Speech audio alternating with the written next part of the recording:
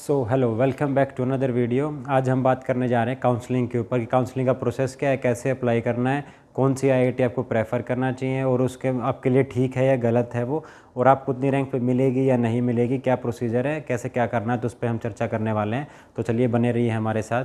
तो सबसे पहले आपको क्या करना है गाइज़, आपको ऑफिशियल वेबसाइट पे जाना है। तो ऑफिशियल वेबसाइट पे आप जाओगे तो आपको ये नोटिफिकेशन दिखेंगे। तो एज़ पर द नोटिफिकेशन जो काउंसलिंग के लिए एप्लीकेशन स्टार्ट होने वाली है वो 10 अप्रैल से स्टार्ट होने वाली है। तो 10 अप्रैल के जब आएगा तो उसमें आपको प्रेफरेंस मांगे जाएंगे कि आपको प्रेफर करना है कि फर्स्ट प्रेफरेंस मेरी इस आईआईटी जाना है, सेकंड प्रेफरेंस इस आईआईटी जाना है। तो आपको प्रेफरेंस भरनी है। प्रेफरेंस की कोई लिमिट नहीं होती, आप कितनी भी प्रेफरेंस वहाँ पे भर सकते हैं। तो ट्राई करिएगा कि मैक्सिमम प्रेफरेंस अपने हिसाब से अच्छे से भर पाएँ।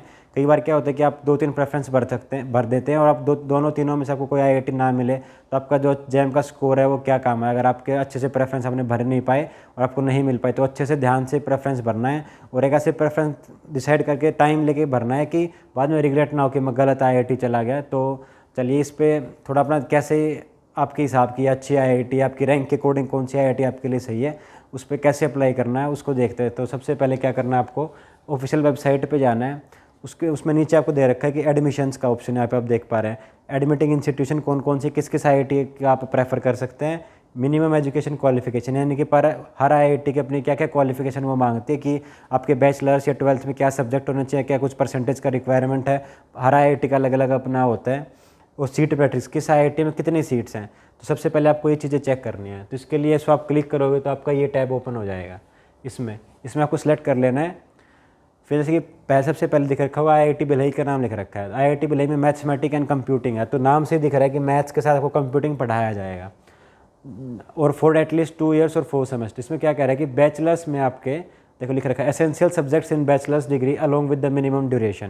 तो इसने लिख रखा है कि आपको जो बैचलर्स की डिग्री है उसमें कम से कम 2 साल आपने मैथ पढ़ा हो, 2 साल या फिर 4 सेमेस्टर आपके पास मैथ होने की रिक्वायरमेंट है, ये लिख रखा है। और जर्नल की 7 सीटें हैं। जर्नल में पीडब्ल्यूडी की 1 है, ईडब्ल्यूएस में 2, ऐसे सारी लिख रखी है। But total number of seat journal की 20, मतलब ओवरऑल मैथ्स की सीट 20 हैं आईआईटी भिलाई में। ऐसे आप पर्टिकुलर हर आईआईटी की चेक कर सकते हैं। फॉर एग्जांपल मैं गांधीनगर में पढ़ रहा हूँ तो आपको गांधीनगर को दिखा देते हैं। तो स्क्रॉल करेंगे, अल्फ़ाबेटिक वाइज होता है ABCD करके, तो जी आएगा तब गांधीनगर आ जाए। ये देखो गांधीनगर आ गया है। तो गांधीनगर क्या है, मैथमेटिक्स है गांधीनगर में, प्योर मैथमेटिक्स है। मैं पढ़ रहा हूँ तो बता देता हूँ आपको। और मैथ्स में नो रिस्ट्रिक्शन कि आपके पास ग्रेजुएशन में कोई भी सब्जेक्ट हो, मैथ्स हो या ना हो, 2 साल के लिए कोई फ़र्क नहीं पड़ता। ग्रेजुएशन में 12th में कहीं पे मैथ है या नहीं है, तो इसमें कोई रेस्ट्रिक्शन नहीं। आपका कोई भी सब्जेक्ट हो, कोई भी परसेंटेज हो, कोई रिक्वायरमेंट नहीं है, आप अप्लाई कर सकते हैं एज़ पर योर रैंक। और नंबर ऑफ सीट जनरल में इतनी है, जनरल PWD इतनी है, और ये बाकी हर कैटेगरी वाइज लिस्ट दे रखी है। और ये टोटल नंबर ऑफ सीट्स 45 है। पिछली बार 40 थी, इस बार 5 इंक्रीज़ हुई हैं तो 40 हैं। तो ऐसे आप हर आईआईटी का चेक कर सकते हैं कि क्या रिक्वायरमेंट्स है उसकी, और आप उसके लिए एलिजिबल है या नहीं, और कितने नंबर ऑफ सीट्स वहाँ पे है।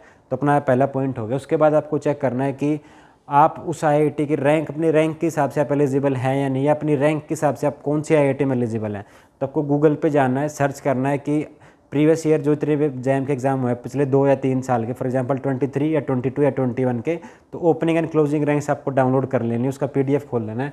फॉर एग्जांपल पिछली बार गुवाहाटी ने कंडक्ट किया तो उसके ऑफिशियल वेबसाइट पे आप जाओगे तो यहाँ पे कॉर्नर पे आपको दिखेगा कि आपको एडमिशन लिस्ट है, 4th admission list, opening and closing. जैसे कि हर साल 4 लिस्ट लगती हैं, तो 4 लिस्ट को आप डाउनलोड करके देख सकते हैं कि कौन कौन सी ओपनिंग रैंक, कौन सी क्लोजिंग रैंक थी, वो बताते हैं कैसे। तो आप डाउनलोड करें तो कुछ ऐसा PDF खुलेगा। ये पहले इंस्टीट्यूशन का नेम होगा, फिर कोर्स नेम होगा, course ID, test paper, degree, और फिर ये कैटेगरी वाइज जर्नल में इतनी ओपनिंग, पहले जो रैंक लिखेगी वो ओपनिंग होगी, उसके बाद जो लिखेगी वो क्लोजिंग रैंक होगी।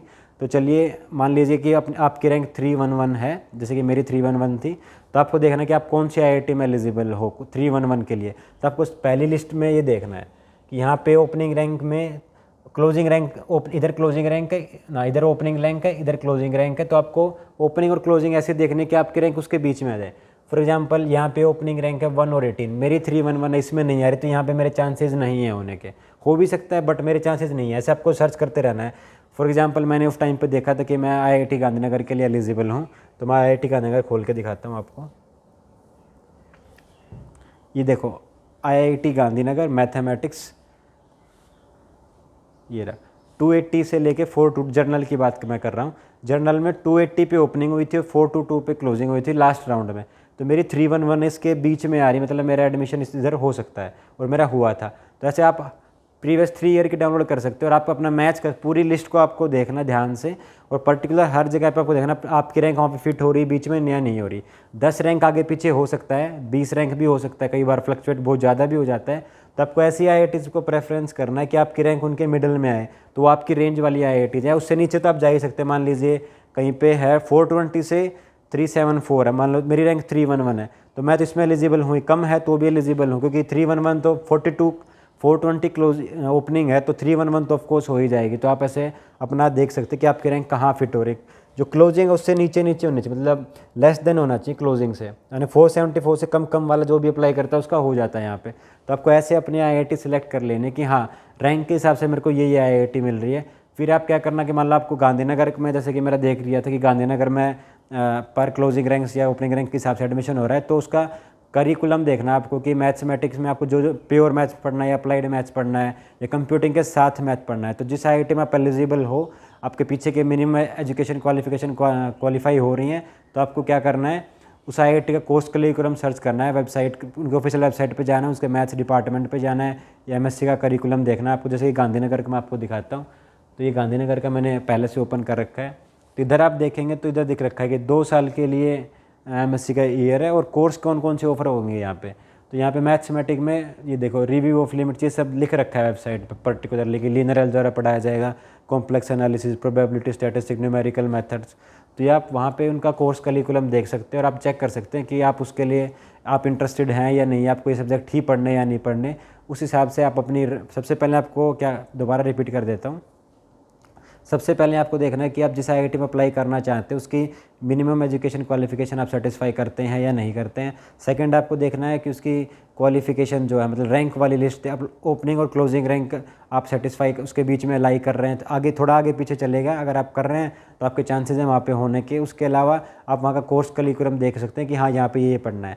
ऐसे आपको अगर कंप्यूटिंग पढ़ना है तो आप कंप्यूटिंग के लिए देख सकते हैं कि हाँ सीट मैट्रिक्स में कौन कौन सी IIT में कंप्यूटिंग, लाइक भिलई में है, गुवाहाटी में है, धनबाद में है, हैदराबाद में है, ऐसे आप देख सकते हैं। और वहाँ पे आप कोर्स करिकुलम देख लीजिए कि आपको यही चीज़ें पढ़नी है और अपनी रैंक के हिसाब से देख लीजिए कि वहाँ पे हो रहा है नहीं हो रहा है। या आप कॉन्टैक्ट कर सकते हैं अपने वहाँ पे किसी सीनियर्स को या ग्रुप में मैसेज करके किसी से, या निकाल ही लेते हैं बंदे कॉन्टैक्ट, जैसे मैंने भी निकाल ही लिया था। और IIT गांधीनगर के बारे में किसी को अगर पूछना हो तो आप मेरे को ईमेल कर सकते हैं या फिर कॉन्टैक्ट कर सकते हैं, जैसे भी आप चाहें, और मैं आपको रिव्यू बता दूँगा। और मैं ट्राई कर रहा हूँ कि जल्द से जल्द एक ऑनेस्ट रिव्यू या फिर कोर्स करिकुलम को लेकर एक वीडियो बनाई जाए IIT गांधीनगर से रिलेटेड। तो थैंक यू आपका बहुत बहुत वीडियो देखने के लिए। अगर आपको वीडियो पसंद आए तो लाइक शेयर सब्सक्राइब जरूर करिएगा। Thank you.